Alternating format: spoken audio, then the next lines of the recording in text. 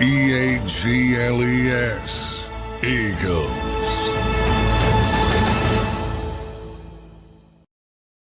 Welcome in, everybody, to a Football 24/7 here, a Sunday edition of the show as we wrap up and kick off day number 8 of the Philadelphia Eagles on the practice field, closing out the weekend, a Sunday practice here today. I'm your host, Zander Krause. I'm joined by John McMullen, live from the car, who was down at day 8 of practice today. J-Mac, how you doing on this Sunday afternoon, brother?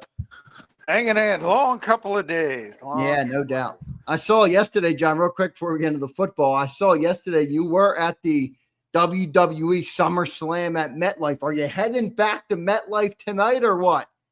Yeah, I'm not going to stay for the whole show, but I got a meeting I got with some people, so hopefully that comes to some fruition. But I can't talk about that now. But yeah, I'm going up. But I got Eagles practice tomorrow. I can't stay for the whole show. But yeah, it's a cool experience. But going to MetLife's not that big of a deal until you have to do it twice in a row.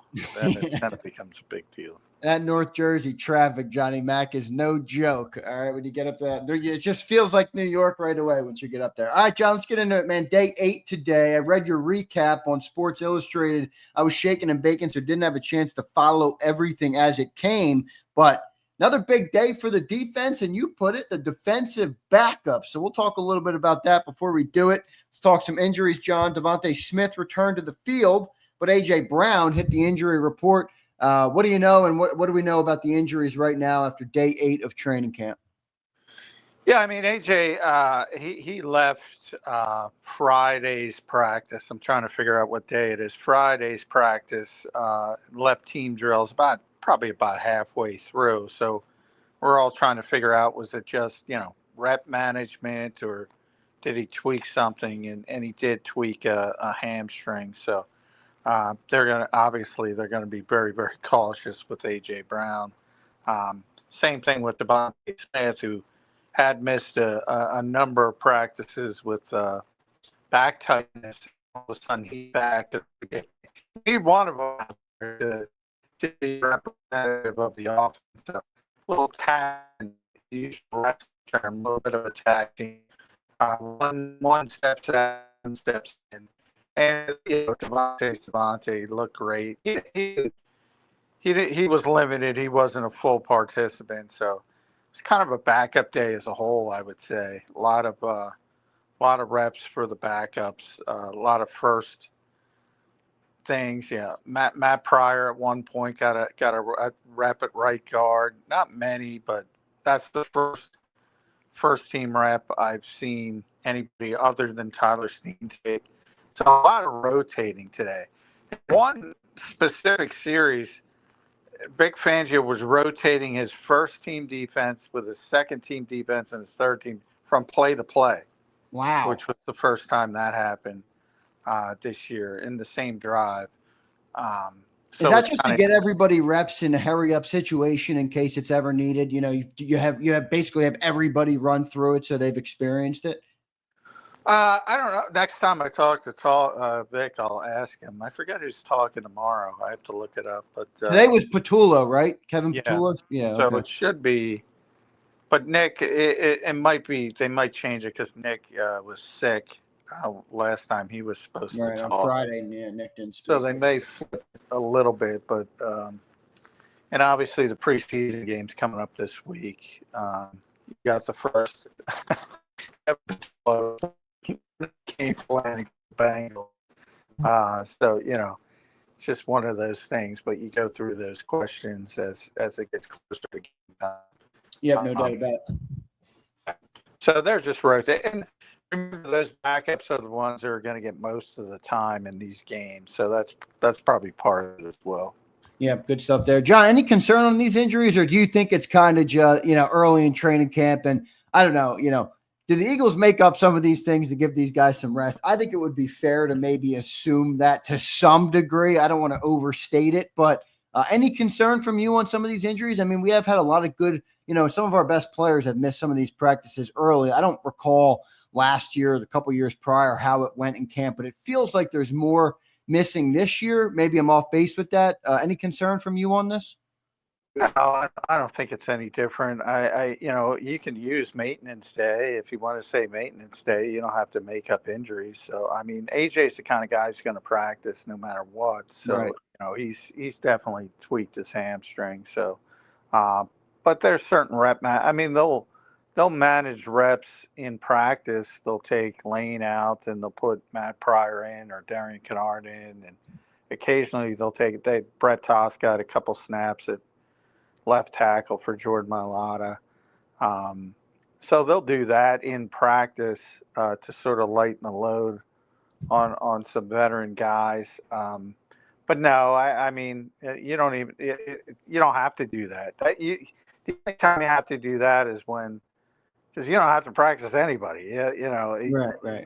Only when you cut to the 53 and maybe Anaya Smith isn't really hurt, but you say, he tweaked his ankle in the final preseason game, and you're able to keep him that way. That's when that subterfuge comes in. Yep. John, let's go on the field a little bit. We'll keep an eye on all those injuries and stuff. It was good news that Devontae Smith was back out there. Also, Nolan Smith was back out there. I know he was still limited, didn't do full team drills, but did some 7-on-7s and did the individual drills. So some positives, too, on the injury side. John, let's go on to the football field. First thing I want to ask is offense. Jalen Hurts, how did the first team look today on offense? There are some rumblings, John, that they've been struggling early in camp, but I'm trying to tell everybody, take a deep breath. It's early in camp. They're supposed to struggle. I don't even think they're struggling, really. I said if you for player, I mean, the star players are performing pretty well. This week, from Monday to Sunday, they've spent every practice, they've been piping in music, loud crowd noise, and work on silent counts. So I think that was misconstrued a little bit because there was a lot of pre-snap penalties and stuff like that. And, that's why you do these things. So you get used to it and hopefully you clean those things up. But you're also dealing with second and third team linemen. So you're not, the first team is not out there for all those false starts and things like that. So it's just stuff you work on during camp. But no, I've been one of the people that have said the offense looks pretty smooth, if anything. And, again, AJ has not been out there with Devontae a lot over the past few weeks, and now it's flip-flopped, and Devontae's back, and he's not there, and he's out there without AJ. So, I mean, you got to factor all this kind of stuff in. Saquon's been phenomenal. He's been, coming off a 2,504-yard season. He's looked immensely better this summer than he did last summer. So I don't know if he's more comfortable or what. Dallas Goedert has been great. Yeah, I don't, maybe as you get down to the second, third team, I mean, Anaya Smith is not Devontae Smith, and Johnny Wilson's not A.J. Brown. So then you get some struggles. So I think a lot of times it gets conflated with that.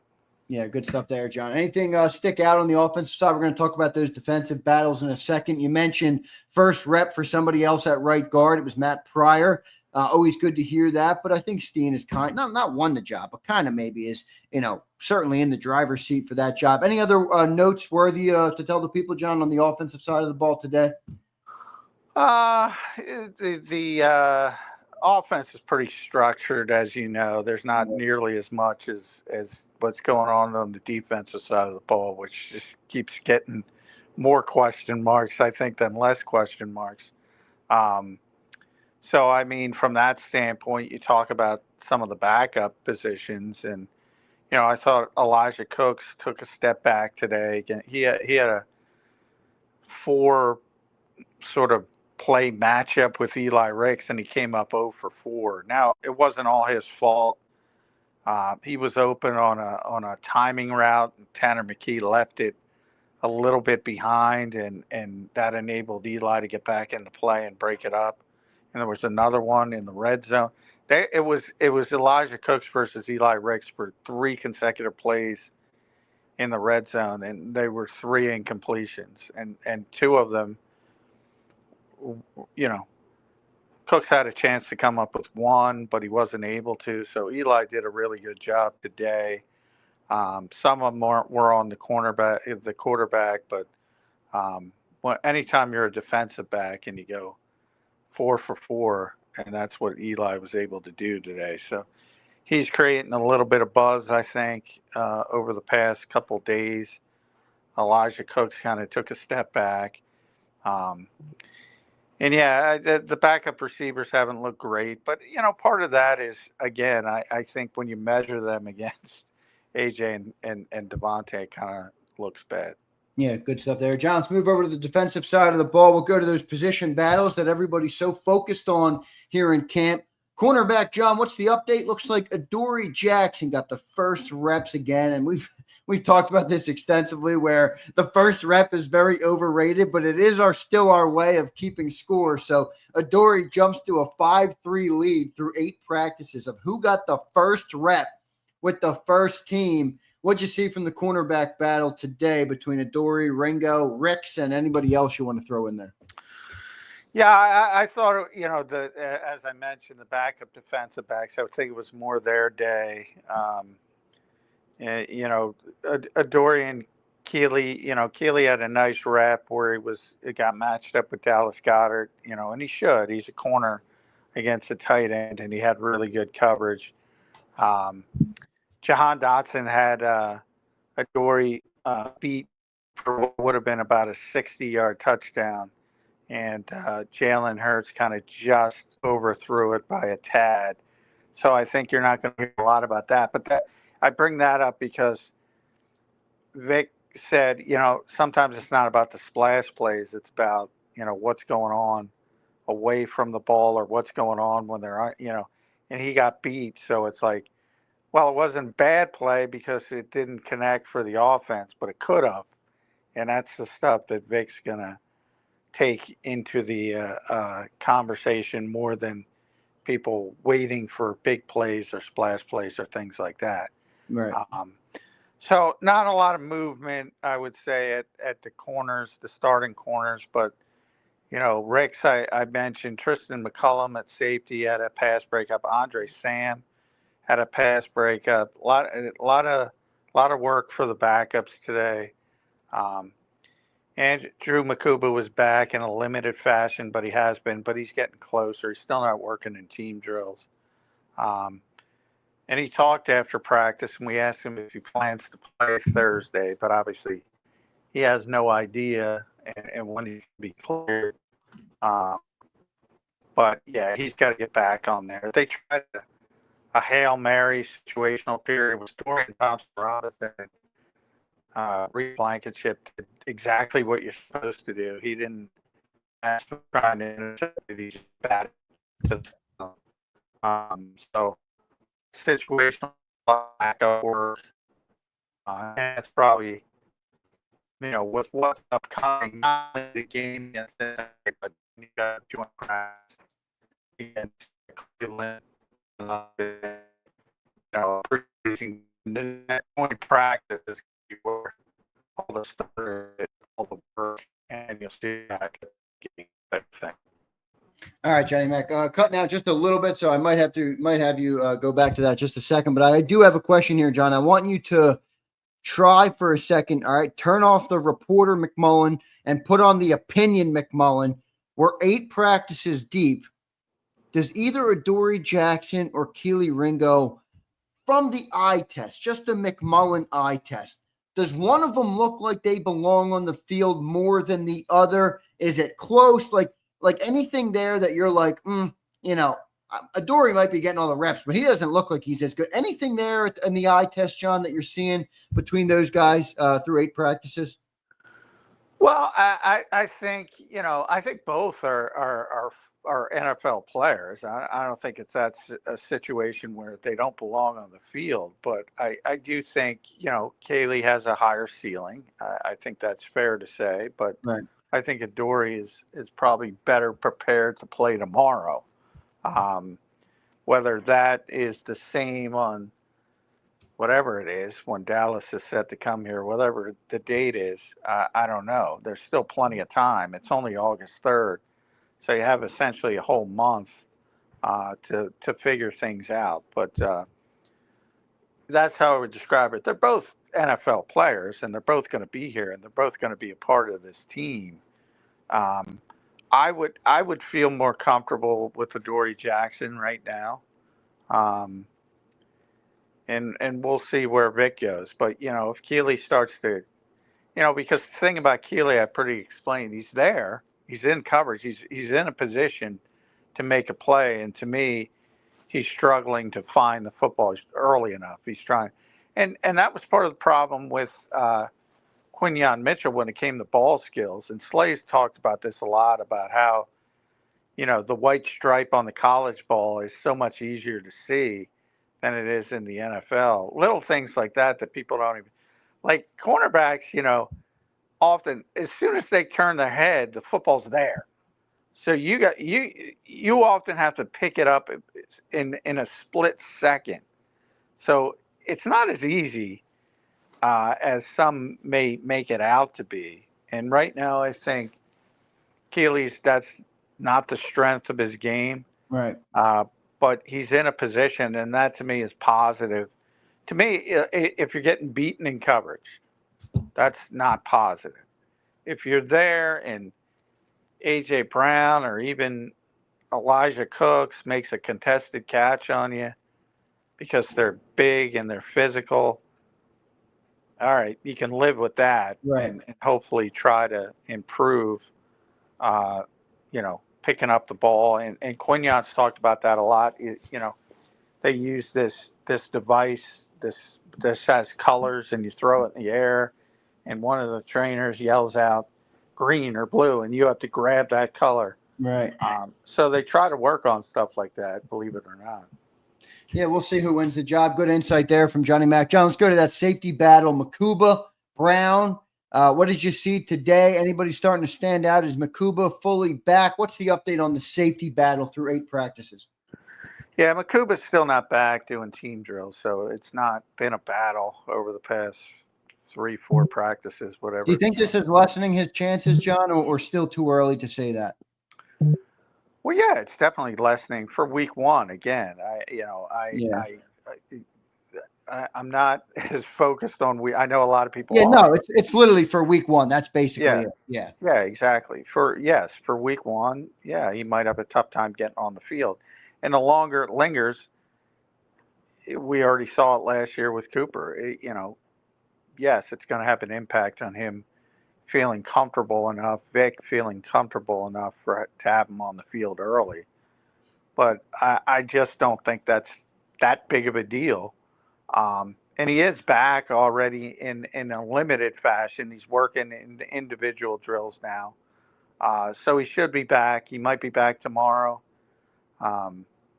He might be back Tuesday. At this stage, if he's not back tomorrow, I think it's very unlikely that he's going to play in the game. And I think that would set him back as far as playing in week 1. But, yeah, I just don't think that's that big of a deal as opposed to getting him healthy. And I think that's the bigger part of it. Yeah, the one difference here, John, I would wonder is like with the week 1 thing is Sidney could maybe get the job in week 1 and then not give it up. Versus last year. That either.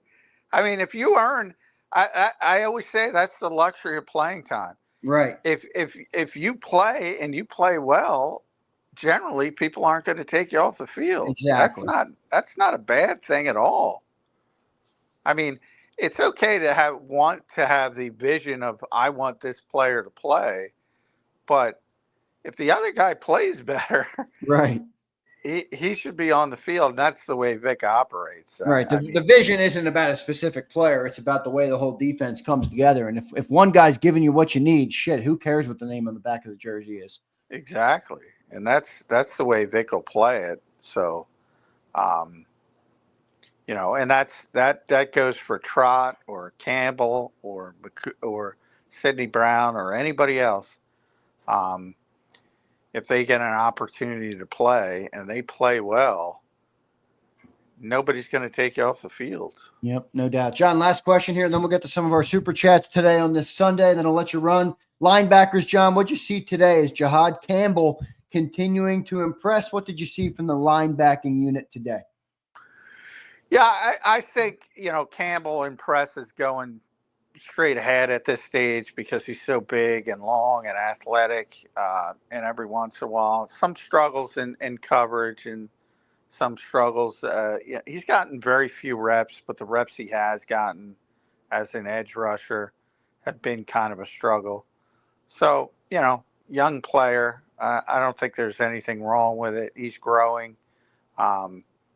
NFL, getting it's so difficult for linebackers getting matched up with the athletes they have to get matched up with. So he had a nice sort of, it's probably fourth or fifth progression maybe, where it's just a dump off in the middle of the field, and he was right there to break it up from Anaya Smith. But anytime he's getting caught down the field, I mentioned the wheel route. He got beaten really badly by Will Shipley on a wheel route. So I still think it's a work in progress when it comes to coverage. But you see the length, you see the size, you see the athleticism, you see, he knocked somebody on the ground today again. He's very physical. I think he's going to be fine, but some of the little savviness to play coverage and pass rushing, I think that's going to need more development. Right, which is something that takes time anyway. So all the things looking good for Campbell. We'll see how he continues to develop. John, let's get to some of our super chats today. I want to thank everybody for being here. We got a big crowd in here on a Sunday. I love it. I appreciate everybody. So hit that like button for us. We appreciate everybody, and we appreciate J-Mac giving us some extra time here on this Sunday. Philly Don checks in, member for 11 months. Thank you, brother. 11 months a member on the Best Eagles Talk channel on YouTube. Thank you, man, for appreciate that. He says, John, how does Booker and Ty look, and is Ajomo leading the pack to start next to, or will Davis start and Ajomo on pass downs? Well, Ajomo's having a great camp. So, I mean, the Eagles, it depends if you talk about their 50 front or their 40 front. If they start five, Jordan's the nose tackle, and Carter and Ajomo are four eye technique, which is the inside shoulder of the foregap. So if it's the four-man front, it's Jalen Carter and Jordan Davis, and the edge rushers, which, by the way, Nolan Smith back, limited, not in team drills, but limited from his concussion. So that's the starting situation. As far as Booker and Ty, Booker's ahead of him. I don't think there's any doubt about that. Ty's kind of struggled, which he's admitted if you heard him talk. You don't hear that often, John. No, you don't. He's swimming a little bit, I would say. But, again, I don't think he's going to be here. But I think he's a guy who's going to take a little bit more development than maybe some fans had hoped. And I think right now, if you're talking about the fourth man in the rotation, I would say Booker's ahead. I would say Byron Young's ahead. You could argue Gabe Hall's ahead. But from the standpoint of just meritocracy on the practice field, they're going to keep Ty Robinson because they like the upside. It's just that, he's got a lot to sort of refine at this point. Yeah, we'll see how that shakes out. Josh Herman checks in, John. He says, question for both of you. I know y'all think it's crazy to trade Parsons. However, the Cowboys have a lot of holes to fill. Do you think they should really consider this given what they could get? It's actually a good question, leaving the Eagles out of it for a second, John. I mean, they could probably get quite the haul for Michael Parsons.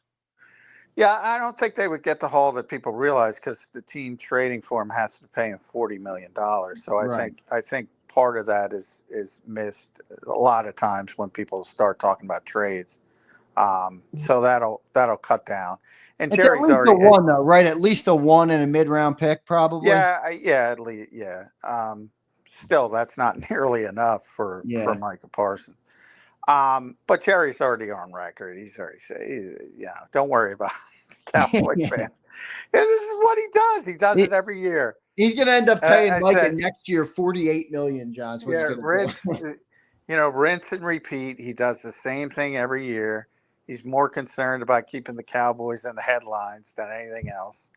And ultimately, he's going to pay him. He's going to make him the highest paid player in the history of football, at least until the next guy's up. And it's all ado about nothing as far as I'm concerned. So, yeah. I mean, I get fans like talking about it, but he's going to be a Cowboy, and they're going to pay him. And I don't know why Jerry does the way he does, but he always pays in the end, and he pays a premium because he doesn't care. Yep, that's Jerry for you. No doubt about it. John, good stuff there. Kyle Kokorski checks in. Hey, Zander, I wanted to jump in the chat before I head into work tonight. Kyle, thank you, brother. Appreciate it, man. One of our best supporters here. Kyle, have a good shift at work tonight. Jason A-Team says, every Philly team is notorious for lying about health issues or manipulating injury reports, especially the Eagles. I am not surprised. Well, there are no injury reports, Jason, at this time of the year. Yeah, there's basically no advantage to lying right now, right? No, there's no, but I would just tweak that to every NFL team is notorious for lying about health. The Eagles are no different than anybody else. Right. But right now, there are no official injury reports. We get some of the reporters get the skinny, but they're not official. And again, when we tweet that out every morning, you don't have to make up injuries. You can just say, I'm giving AJ Brown a day off. Right. You don't have to make up injuries this time of year.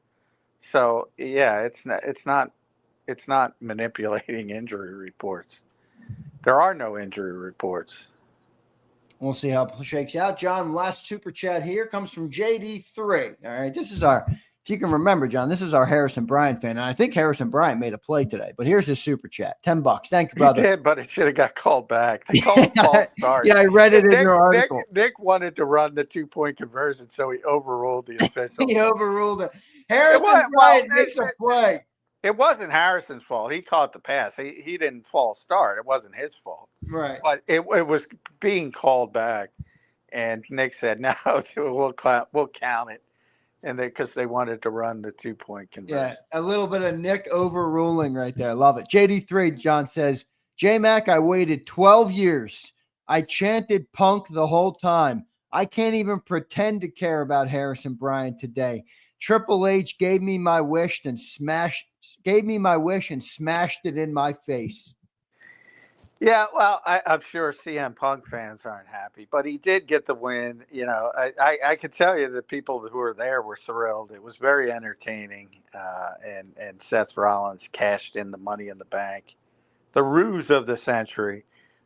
He had pretended, speaking of manipulating injury reports.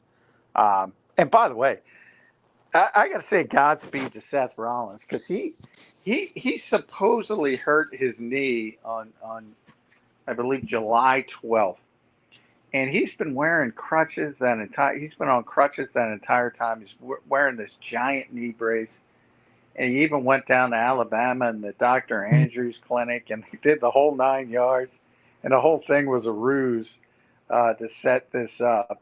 So it was pretty well done from a creative standpoint. But yeah, and by the way, CM Punk is thrilled that he got to win the championship again.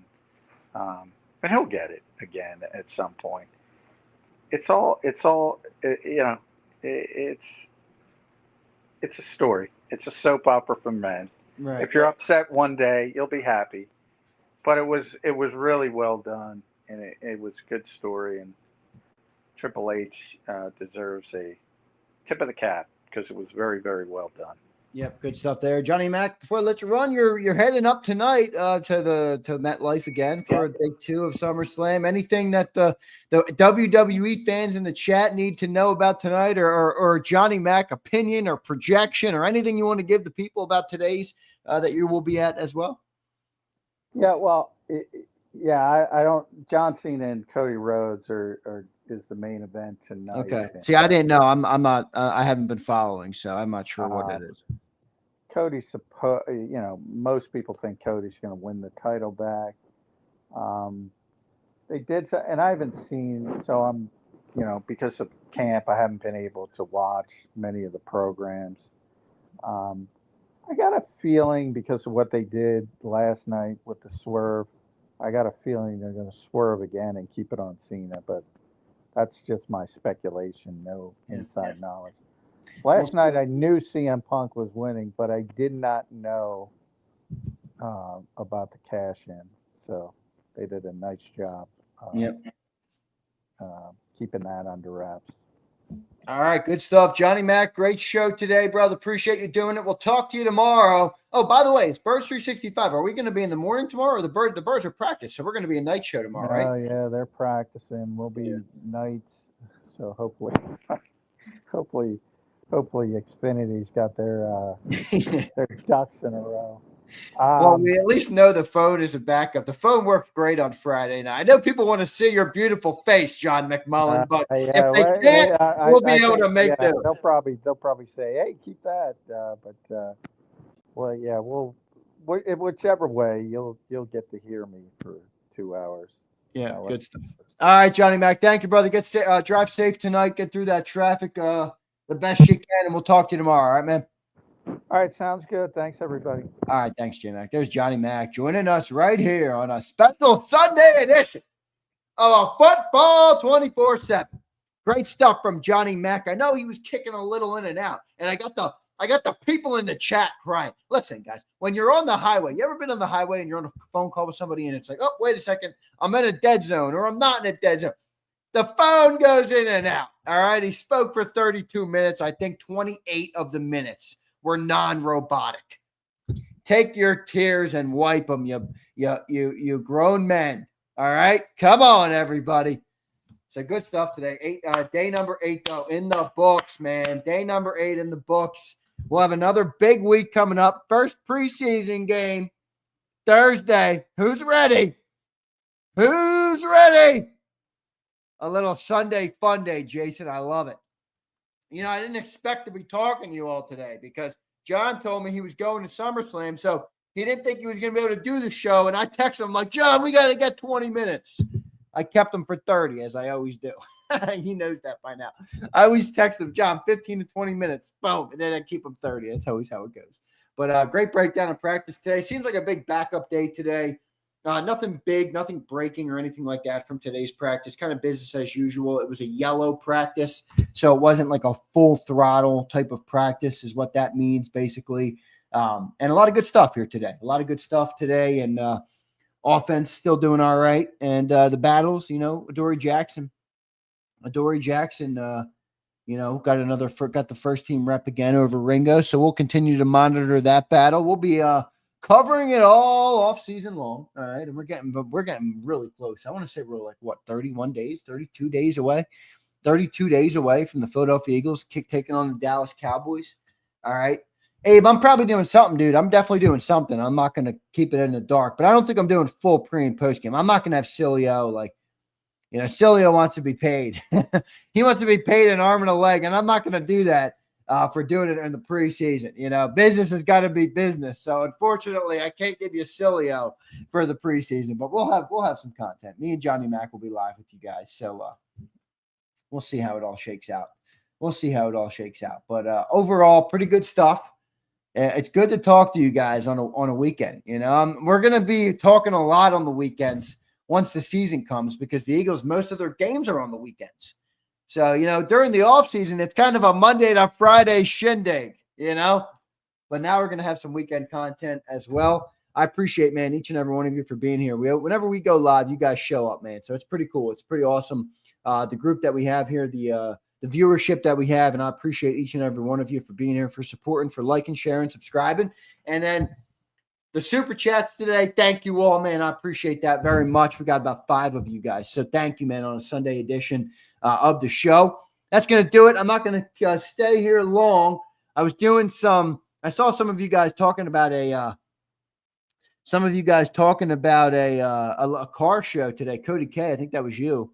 So I was doing some what I like to call spirited driving in my C8 this morning. All right, so I got out there today. I was feeling it a little bit. I was feeling it. I was had it in manual mode, hitting them paddles. It was great. So always love to do it. I appreciate all of you guys for being here. All right, it's been a great show. Hit the like button, and I'll see you next time, everybody. Tomorrow morning, I'll be live, by the way, 8 a.m. All right, 8 a.m. I'll be live. I'll probably get John by phone, and then we'll do a full nightcap edition of Birds 365, 6 to 8 p.m. All right, so we'll be live. Plenty of content coming tomorrow, as there always is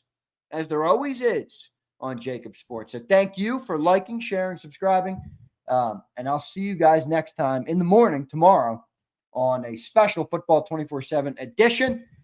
And I'll catch you next time, everybody. Enjoy the rest of your Sunday. See ya. EAGLES.